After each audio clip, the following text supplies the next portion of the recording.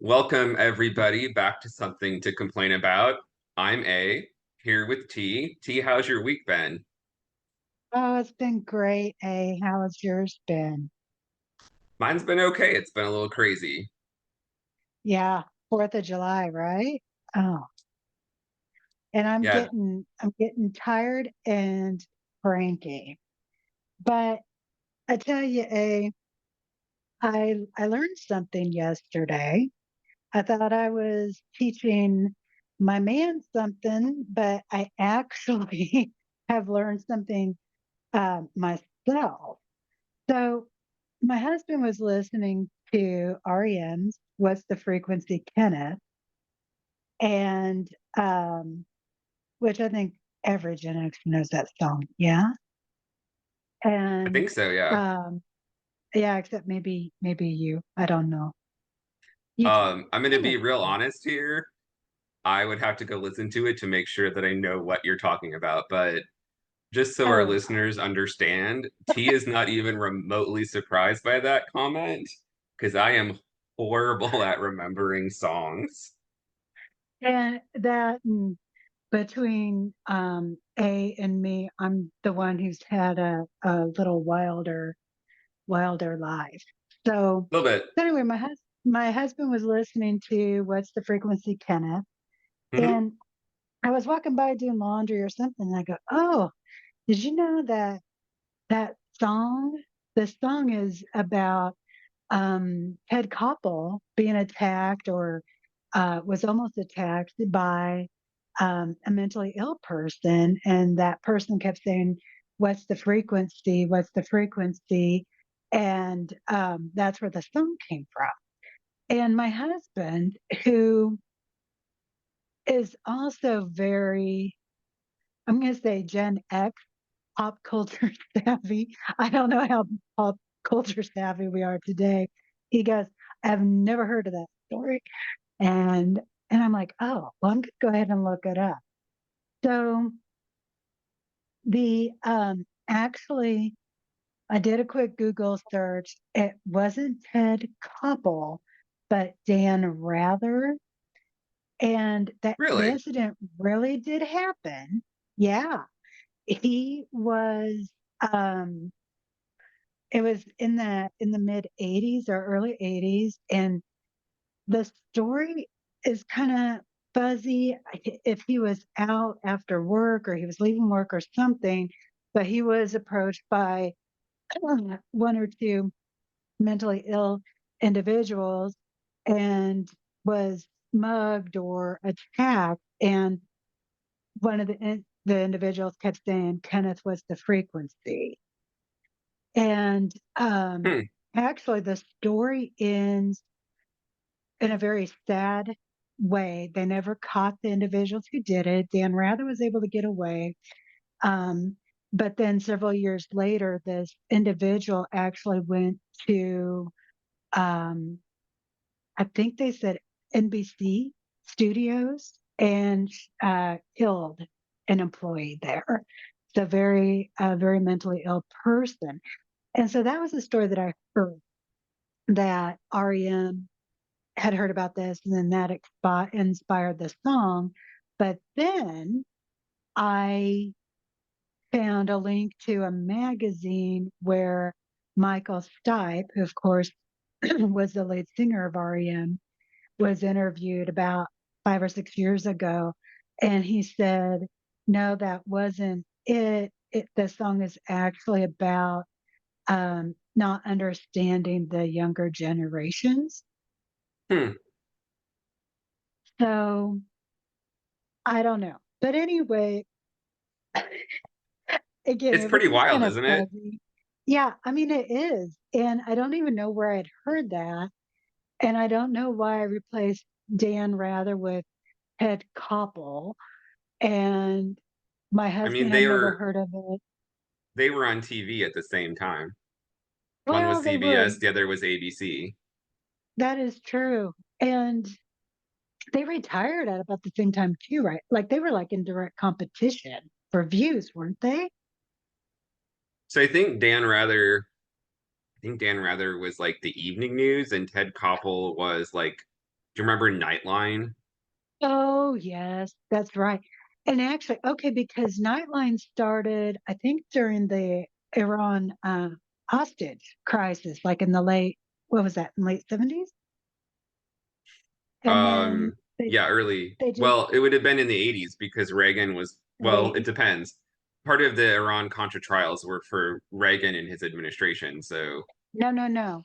Well, okay, but this was I it would think. have been around the time of the 1980 election cycle, Sure. because remember, there were a lot of hostages held in Iran under Yep. Carter, Yes. and he couldn't get them free. And so that was one of the reasons why, if memory serves, and what my Democrat family taught me was there were some deals made by the Republicans, and here we're getting political. But anyway, that's when Ted Koppel started because people, they pretty much, I think, spent the entire half hour, whatever, talking about the crisis.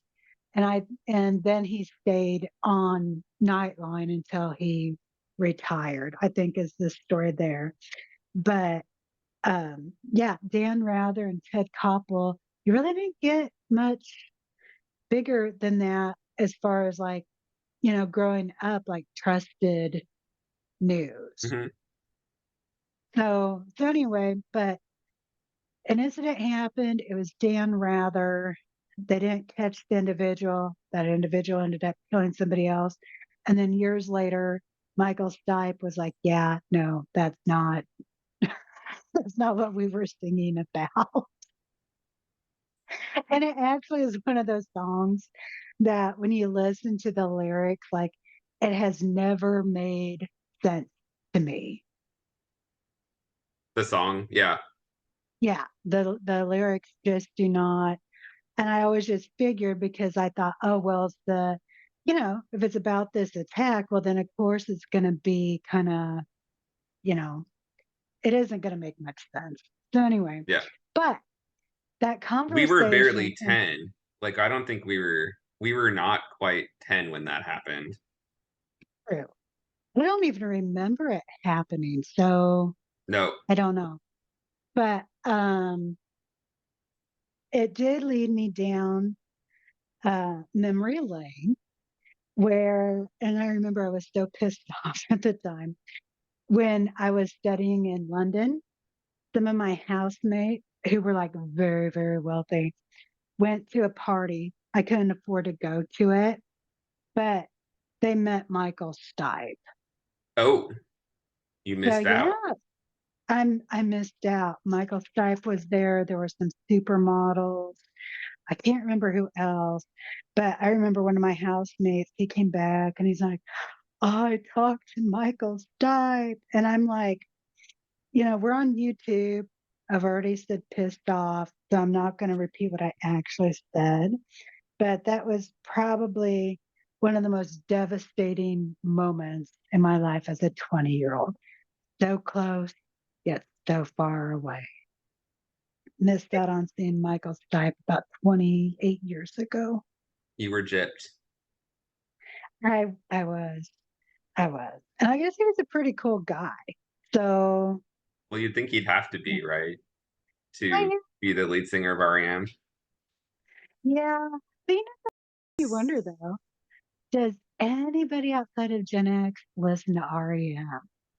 Like it feels like even just listening to their music, it was, they were one of the bands that really tapped into um, the zeitgeist of the time, especially for the youth.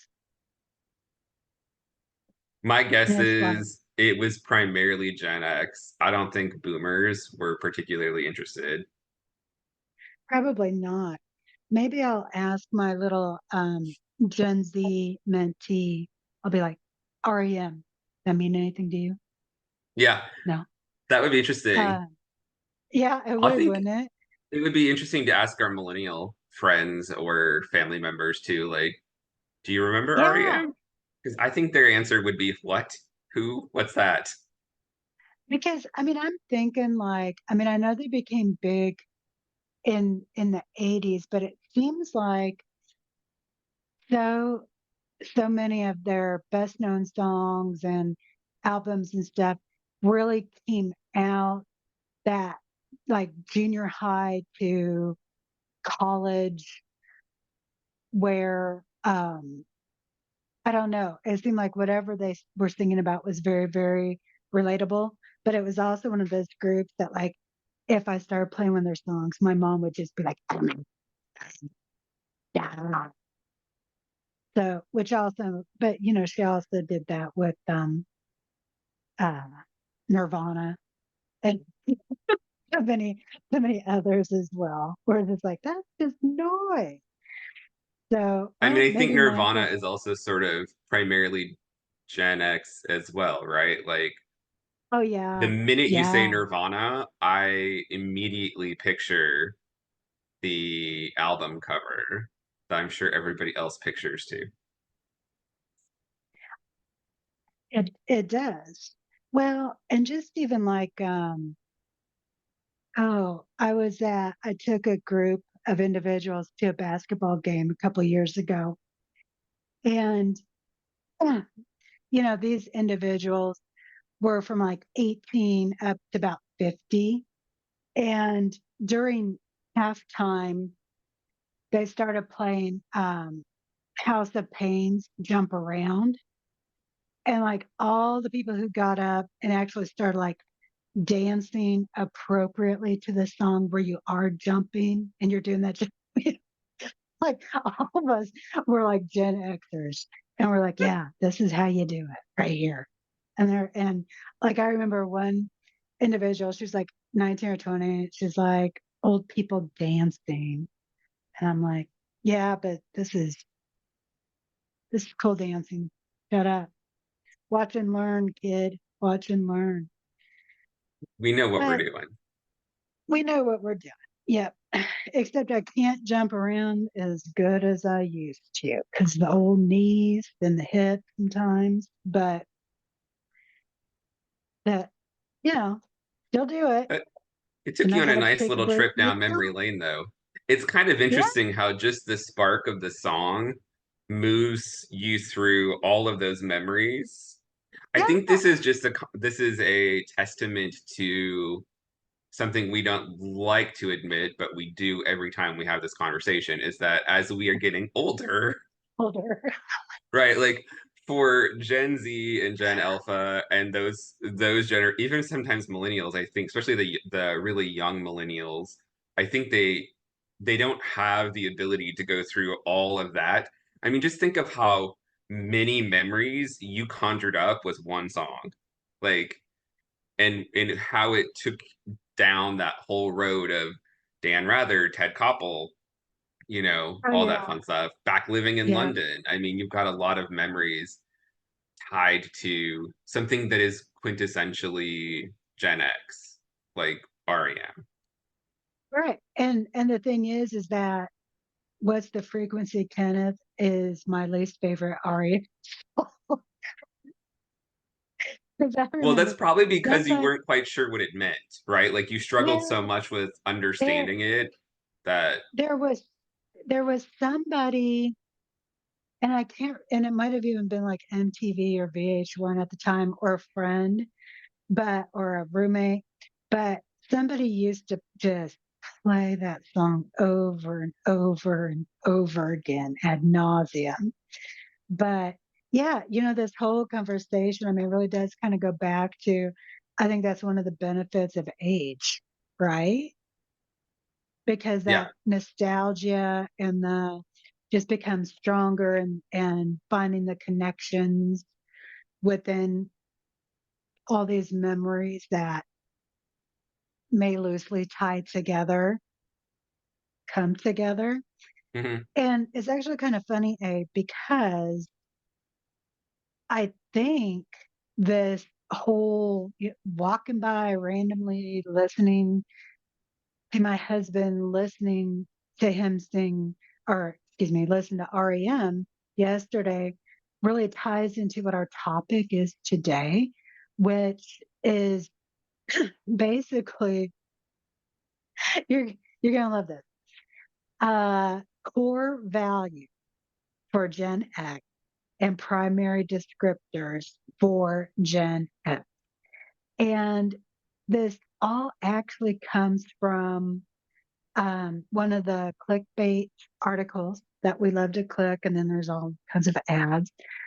Yeah, But um, the article itself is talking about some Gen X values that he thinks should come back.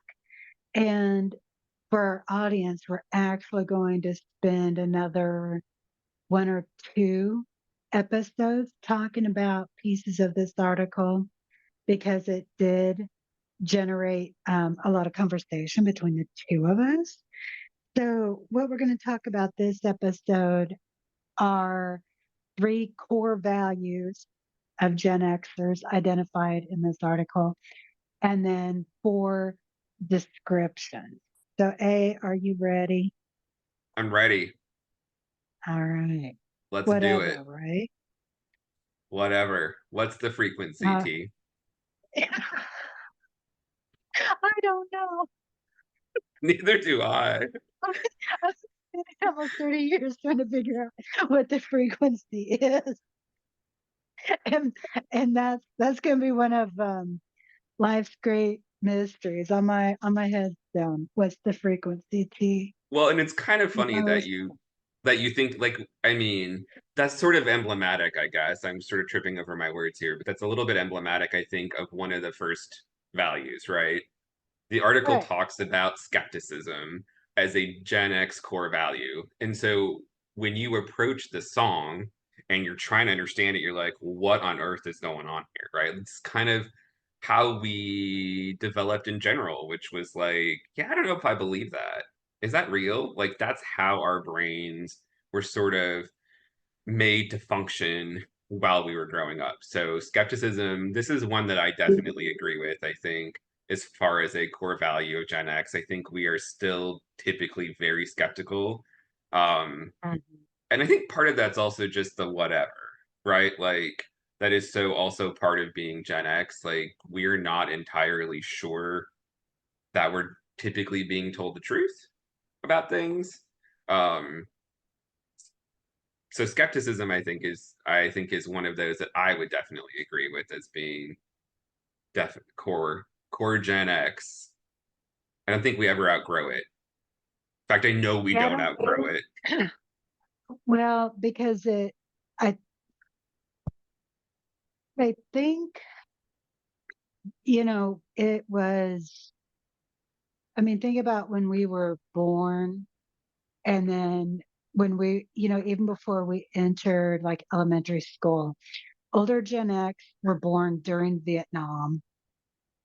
You and I were born right after Vietnam, Yeah. um, and born right after Watergate. And so, like, we all appeared at this time when there were so many shifts in the United States, you know, feminism, uh, what else, so many different um, liberation movements, Vietnam, uh, Watergate, the economy was in the tank. Um, you can throw disco in there somewhere. And so we basically were coming out of the womb like WTF, you know? Well, and And and so I mean, I think there's always a little piece of you that kind of wants to know, but I think early on we learned that a lot of what we were told wasn't true. And um so that cynicism, that skepticism really did start early on. And a lot of it was getting a lot of conflicting messages, I think, as well. I think so. And I think we also in some ways, right, we came about during the beginning of what would be more of an information age. Like, not as much as what young people today have access to, because we did not have the internet in the 1980s, not like this, right? Not computers in the palm of our hand, but like Right. there was a lot more persistent. This might actually just kind of flow a little bit back to your initial story about Dan Rather, Ted Koppel. Like, we were super young. We didn't really have much exposure to what happened in the Iran Contra issues. But I remember, and this won't shock you. It might shock other people, but like I remember sitting on the floor in the living room while my parents were watching the news and having the news showing hearings from Yes. Iran Contra, which I believe was in the late 80s. I think Reagan was still president when these hearings started. And of course, I would imagine, I mean, I don't know because I don't remember exactly who was on the news, but I'm pretty sure Dan Rather, one of those people, were actually the anchors at the time. Well, and I remember my grandma quilting and watching live. Like she Yeah, got a lot of quilting done during that yeah, time because she would just turn on the live yes. coverage and she would quilt and listen.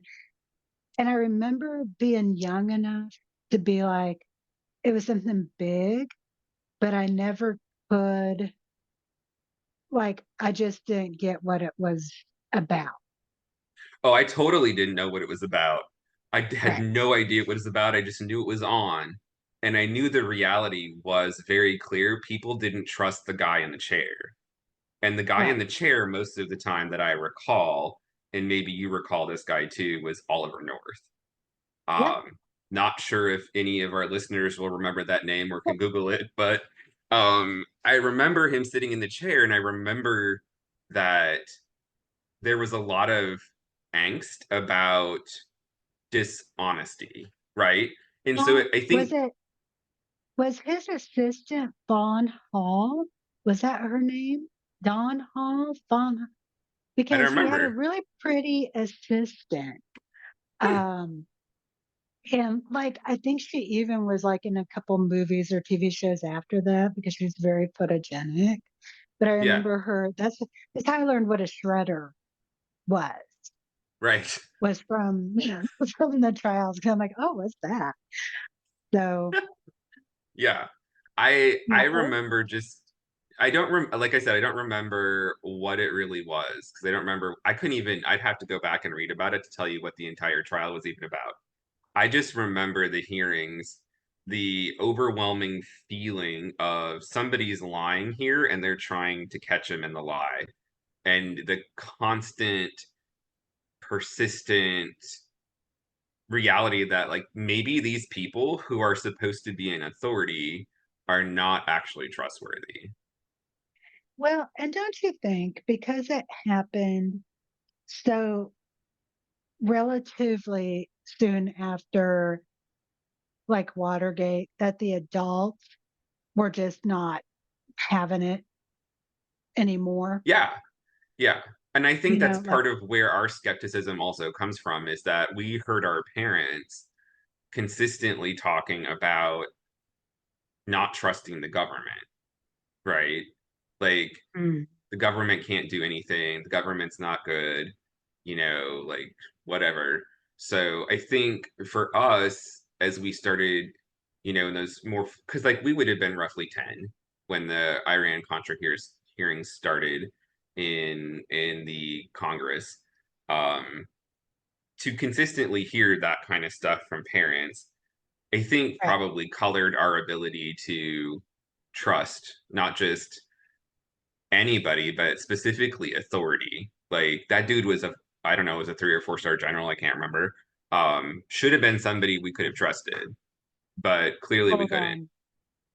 I thought he was a colonel, but Oh yeah, maybe. the That could hear be completely the wrong. hearing the hearings began on May 5th, 1987. So, okay, that's why we remember it, but things were very we didn't really understand because we would have been about 10. Right. And you're right. He was lieutenant colonel, and his Okay. secretary was Fawn Hall. Correct. Ah, Fawn as in little deer. so, so, we were just to go back to just talking for the skepticism. I mean, did we have a choice to turn out any other way? Just even No. looking at the national and world events at the time. Um, I think with this too, even when you think of like the the media and stuff too, like when you think of like the media from the 70s, Hmm. very skeptical, very negative, very, with movies, TV shows, very realistic, very gritty, Yeah. books, all of that. And then in the 80s, they kind of flipped with, all um, these family shows. And like, I remember my mom throwing a fit one time because she was going on a rant about how TV was not realistic. And so she looked at like the Cosby Show, Yeah. and I remember her saying like, "We don't know anybody where a doctor has married a lawyer, and then they can afford to have 5 kids or how many kids Right. they have." And so she was like totally going off on that because in her worldview and in her frame of reference, that wasn't realistic. Sure. I mean, the 3 doctors we had in town were married to, like maybe a school teacher or so, but to have two very, especially in the 80s, a doctor and an attorney. And yeah, but I remember her still just like going off. That's not realistic. That's not how real life is. That's not, that's like, now I sit here. I mean, I know some people who are both an attorney and a doctor. Hmm. Well, and like where And I I know, grew up, the doctor was married to another doctor. Like, yeah. so that would not So, have seemed weird, I don't think, to us because it was maybe not a doctor and attorney. We had so few attorneys in the little area that I grew up in. Like, there was maybe one in the county. So, but, I think what it is we were influenced by our parents' cynicism. yes, for sure. And then we really couldn't find anything to contradict what No, they I were mean, they telling us weren't to do. totally wrong. Right. No, yeah, I mean, I think that was one area where I think our parents were absolutely right when it was just sort of like, yeah, and when you think about, well, yeah, they had spent a lot of their formative years uh, going against the culture, and but yeah, but I'm still skeptical. We slid into see, cynical somewhere along the line, maybe I around potty think, training stage. I think they were, I don't think they were skeptical of like news sources. I think they were skeptical No, more of government and whatever. I think they looked at people like yeah, Dan Rather and Ted Koppel and Sam Donaldson and those people to be like, who is going to tell us the truth? And I think they missed the skepticism into that, whereas we picked it up somehow as skepticism into everything. And I also think yeah, that's part of maybe what today still plagues them because they still have a lot of trouble. We've seen research on this, and I don't have any in front of me, but I know we've seen research on the fact that their generation is more susceptible to untruthful claims yeah. coming Okay, from and news sources, quote unquote. I think this ties into one of the descriptions, which is unimpressed with authority for Which is Gen us X, entirely. Yes. which is us entirely. Like we don't. um, we're not going to buy into um, someone's authority. As a matter of fact, one thing I learned through the years, like even at work, and somebody would say, "Well, don't mess with so and so because they're powerful," or don't make, we let so and so do whatever because they're powerful. And my response always is, "Well, who gives them the power? You only have the power that others give you." Right. Oh boy, does that start some fussing and a feuding. But I mean, like, seriously, like, take away some of the power. Why did they? So this whole, exactly, the authority piece, speaking from authority. Um, and I'm thinking of a comment you made a couple weeks ago about Wilford Brimley, you know, Yeah. Yes. like, and like, here's grandpa sitting here, and, of course, my grandparents, oh, and, but yeah, but then even sitting in with my mom and seeing those commercials, and I mean, granted, my mom was a pretty cynical person too, but I mean, it was just like, just because somebody says something because they're influential or uh, have an air of authority isn't going to sway me one way or another. If anything, it's going to make me want to undermine them and do the opposite thing just so that they lose some of that. Hmm. But that might also be some of my oppositional defiant disorder coming through, though, too. I don't know. I think that's just it's not a disorder as much as it is a Gen X reality. I think that we are just like, okay, so you're a lieutenant colonel. Doesn't mean you're worth a crap. You're not any better than I am, right? Like we know because we were paying attention that people who had authority were not always trustworthy. So we Right. kind of just because we were young enough to just we would generalize that to everybody and be like, well, we're so you're the president? I don't really care. Whatever. I mean, Whatever. I'm not sure that we care if we need to listen to you. We also, right, were I don't know if we want to say coming of age. That's probably not the right way to talk about it. But in the 90s, when we were older and the whole fiasco with Bill Clinton happened, right? It's like Oh, we had oh an my awful lot gosh. of formative experiences with people in significant set like authority air like I don't know, positions of authority is a better way to put it, who very clearly made us realize these people are just as human as the rest of us. They're just as capable of being screwed up as the rest of us. So, like, why should we care? Like, they Or don't get even like more credence just because to of whatever position they might hold. You have to earn it. to bump to bump it back a few years, even with the whole Anita Hill.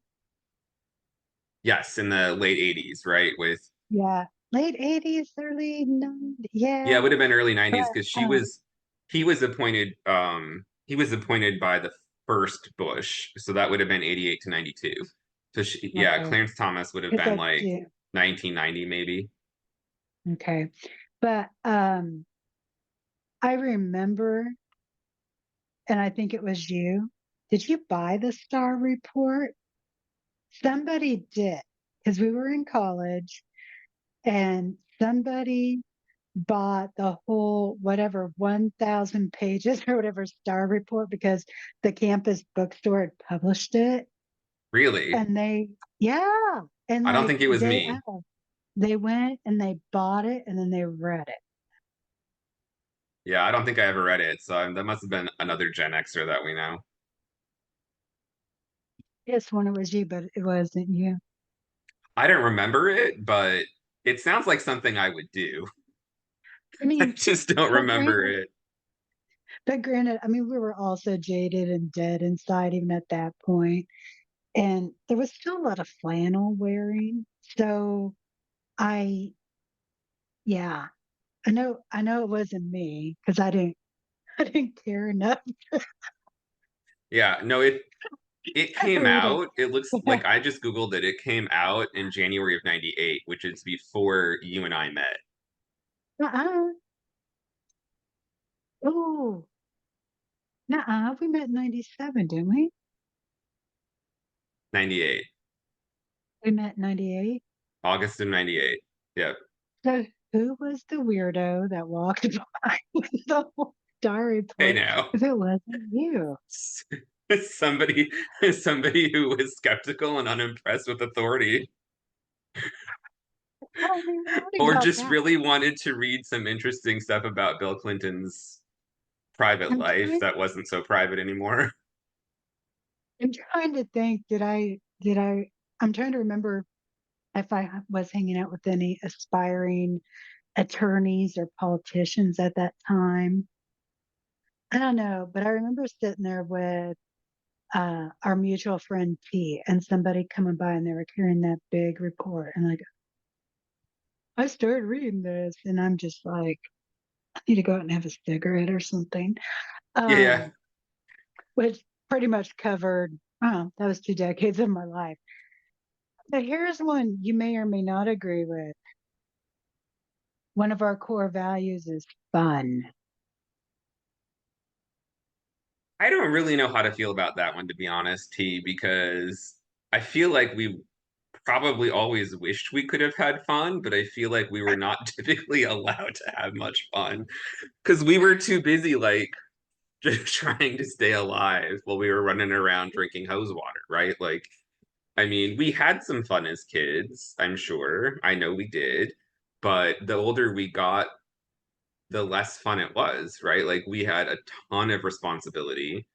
Um, But I mean, isn't that life though?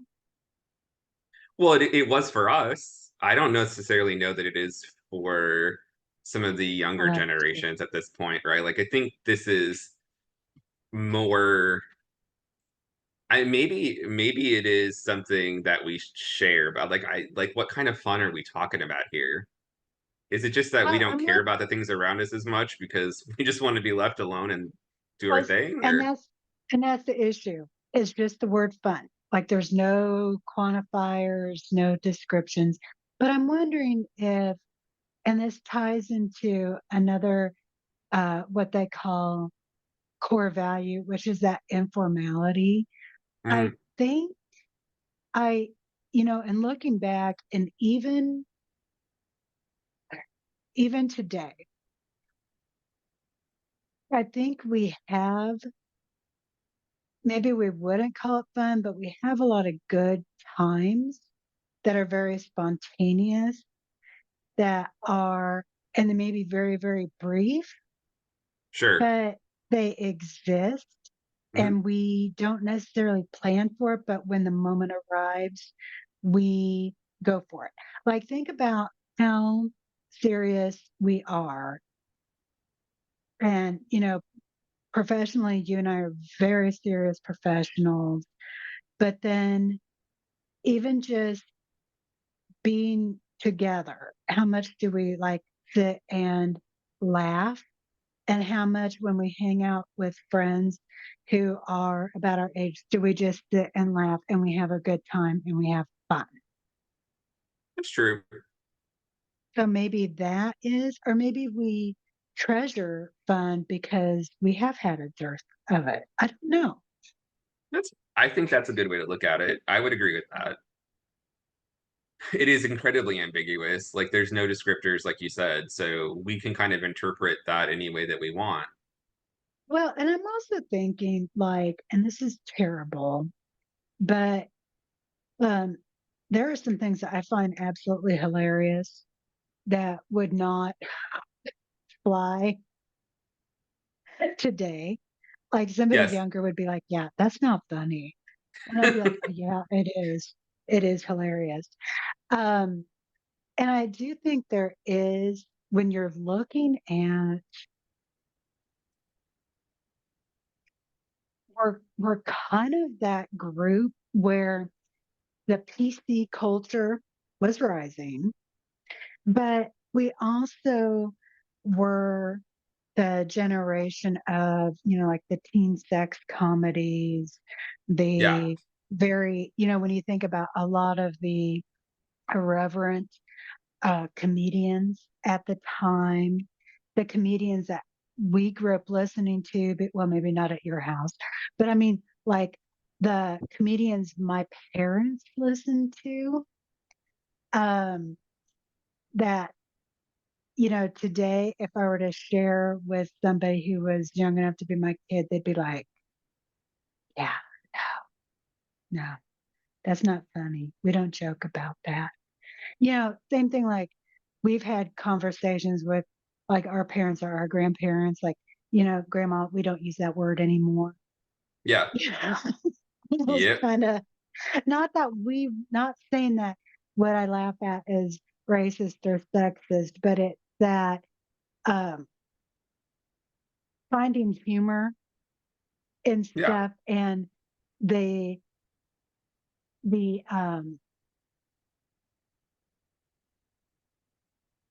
like I can't quite put it in words.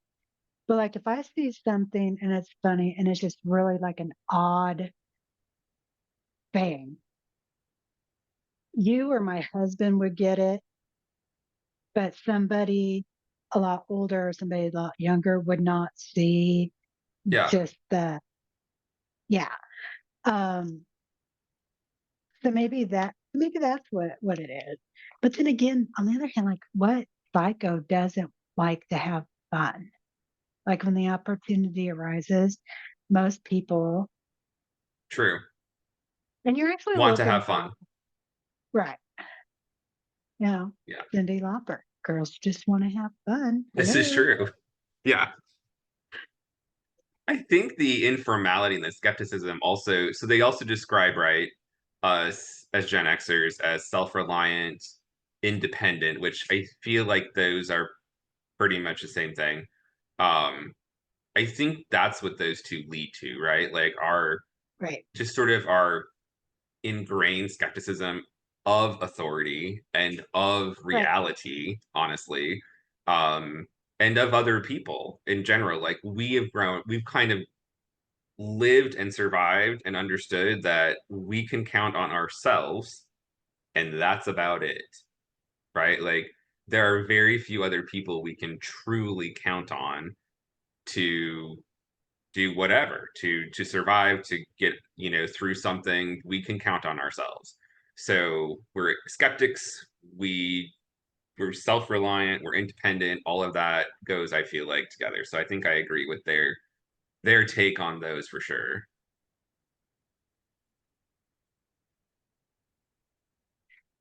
Yeah, I think so too. The fun one still, I think because we have to, um, since we had to like attempt to quantify it, I'm not Yeah. fully into that one. What about freedom? Did you address freedom? My brain took a vacation for a I second. yeah, I don't think I did, and I think part of the problem with this one is it's a little bit like fun, right? Like the word itself is not particularly well defined in the article. Like, so freedom from what? Just freedom from everything? Are we talking about freedom from I mean, like we had freedom as kids in some ways to just run around until it was time to go home, right? We were running around in the summer Right. until the on in my community it was the siren that went off, right? That the whole town could hear. That was when you knew you had, so Okay. many minutes to get That's home. like I have seen so many horror movies start off that way. Yeah. Like, run home when the siren starts because then that's when the monster comes out to play. Yeah. And I our siren went yeah. off 3 times a day, so we had lots of monsters, but I mean, the reality for us was we had that freedom.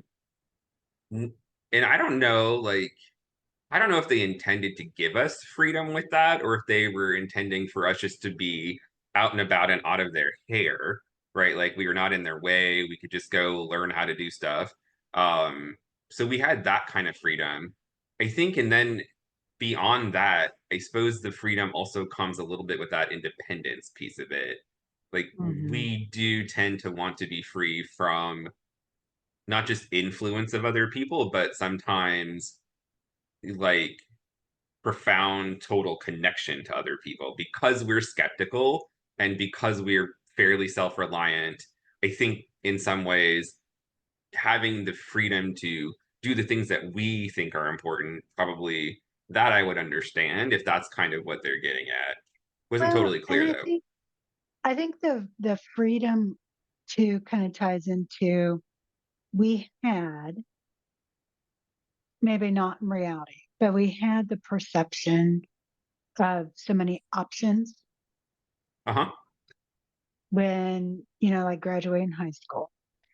And, I was raised with the message, especially as a girl, because that was always, back then the quantifier too was, as a girl, um, I could do anything Right. that I put my mind to. So with that, there is a bit of um, true freedom because I could choose my path. Did I choose it fully informed? No, but Which just made us more skeptical. right. But I think that when you look at it like that, and when you think about like, okay, even just on a larger level, like stuff from a security standpoint, like I remember going to the airport as a kid, and not even as a young kid, but one of my aunts flew out from DC where she lived, and she flew to Kansas City. And I remember my grandma going, "Well, why don't you go on up to the gates and greet your aunt?" Yep. And so I'm literally standing there as people are walking off Hmm. I was going to call it the gangplank, but Yeah, the jetway. that way, thank you. So that's The enough. gangplank for the airplane. I have a doctorate, everybody. Yeah, doesn't say Mhm. much for anybody involved in that process, does it? But um, but what's interesting is I was talking with my one of my mentees who's a Gen Z, little T, and I don't know how we got on the topic, but I ended up kind of like very morose and was talking about the the freedoms that I had when I was her age that she doesn't have now. Yeah. And so I remember I told her this, met my aunt, and like when I went to study in London, my family walked me all the way to the jetway, and um, and I remember her sitting there going, "Did you ever stop to think how stupid that was?" And I'm like, "What?" And she's like, "Well, yeah. If security had been, beefed up even just a little bit, maybe 9/11 wouldn't have ever happened. So now we have," and I'm like, okay, that's kind of that's an interesting perspective because I've always approached it as like, what did we lose Hmm. versus, maybe, maybe there's some of the things that we were doing. And it does go back to that whole, you do the best you can with the information you have and the For sure. resources you have at the time. Yeah. But, when I think freedom, I kind of think of some of those things of the freedom of choice in other ways Yes. that, women of and it's only been women of my generation who that covered us through all of our fertile years or 95% of our fertile years. We're the only generation that was protected Yeah. by that.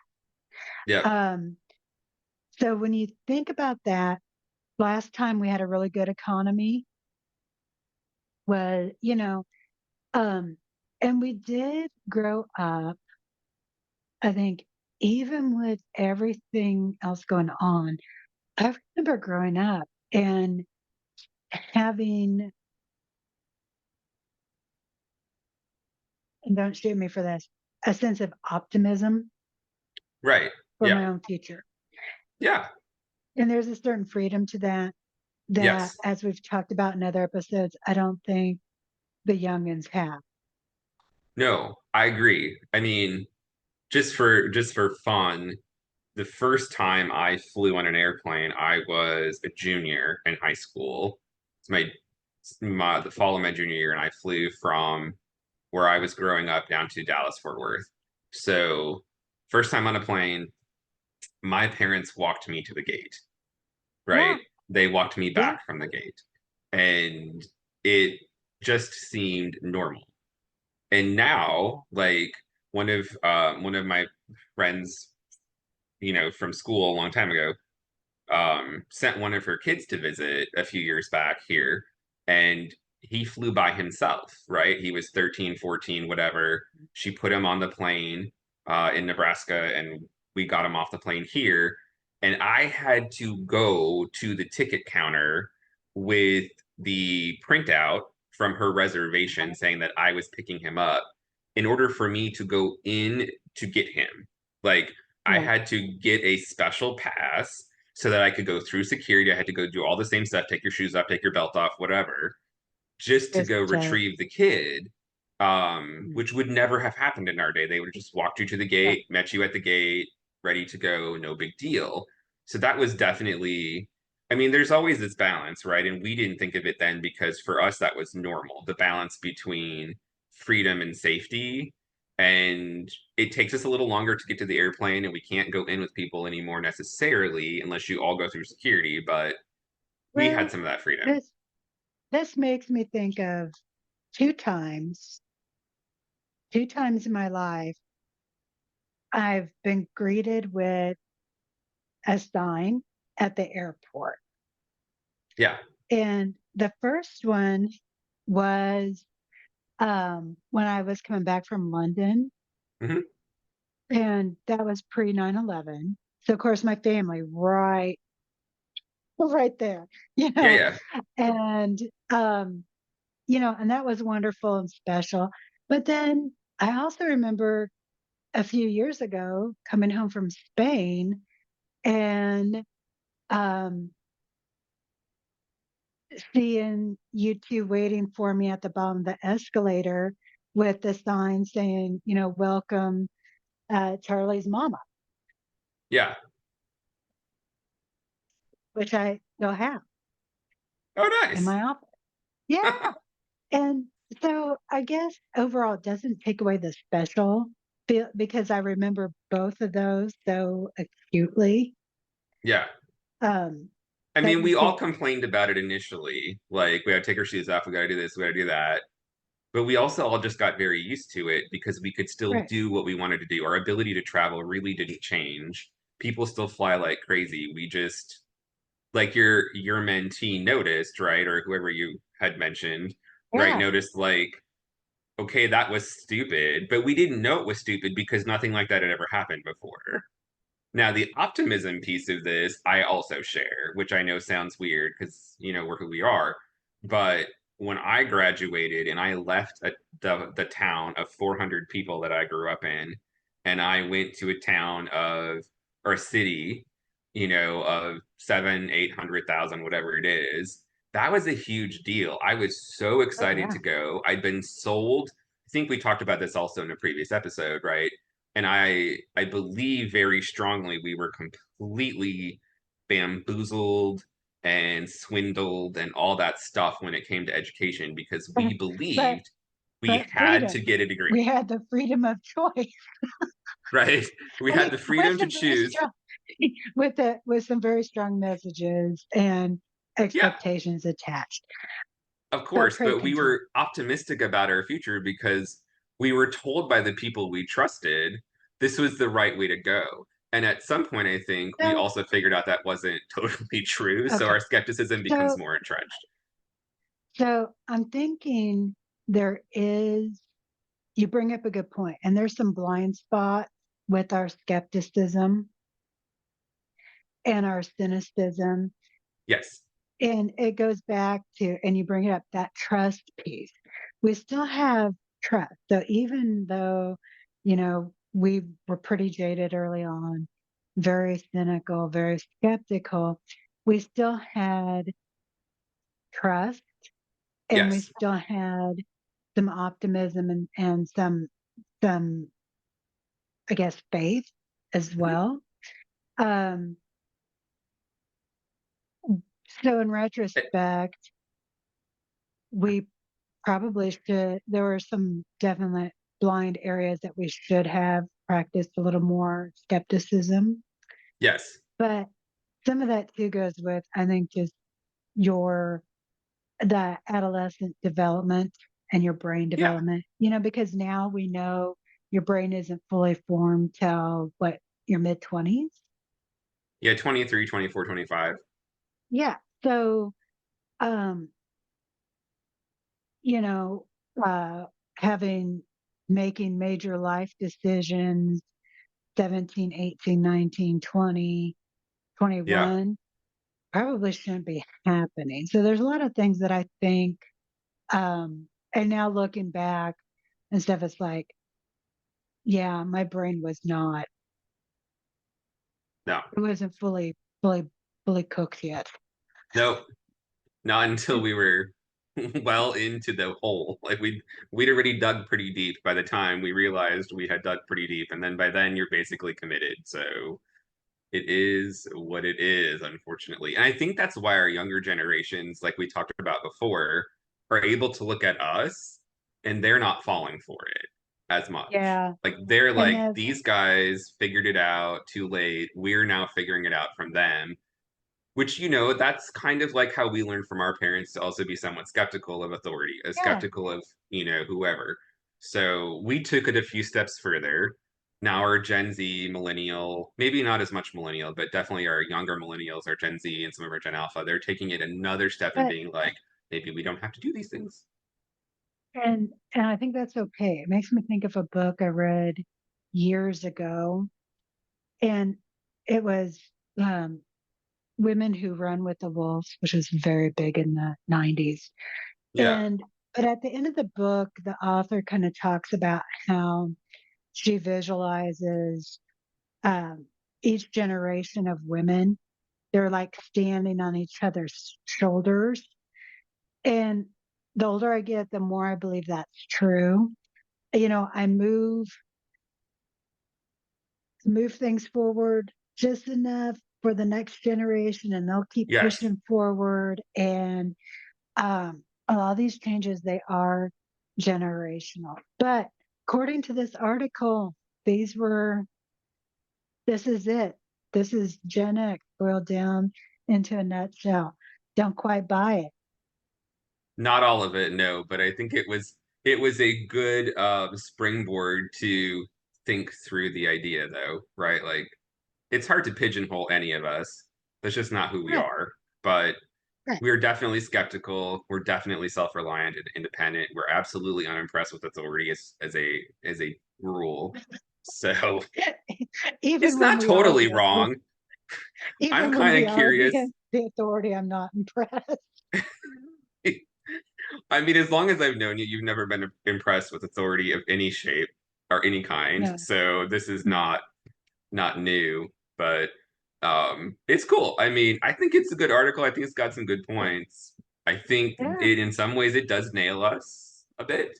In other ways, I think, like we have to kind of think through that a little bit and say, I don't know, maybe. yeah.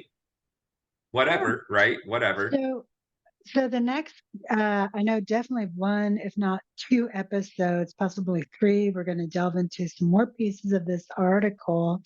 Yes. So for our listeners, first of all, REM. Anybody know about that story? I'm glad to know I wasn't 100% tripping, because there's always that moment of like, maybe, maybe I'm losing it. Maybe. Let us Uh, know if and any of all, you know what the frequency is. yeah, Right?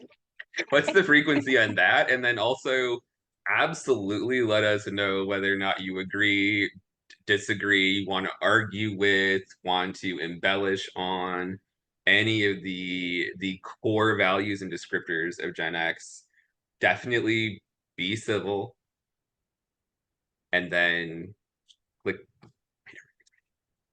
yeah, just let it roll. Let everybody be nice to one another, be civil, generate some Gen X conversation or whatever. I mean, Pretty you know, much. pretty much do what you want to do. But we do want to see you again for our next episode as we dig in deeper and we just feed into each other's cynicism and neuroses. So And be sure to like and subscribe, share with your friends, as many as you yes, can, and then yes, join us here again for something to complain about. yes. Make sure to also follow us on TikTok and join our Facebook group. In the meantime, be good. Have a good one too.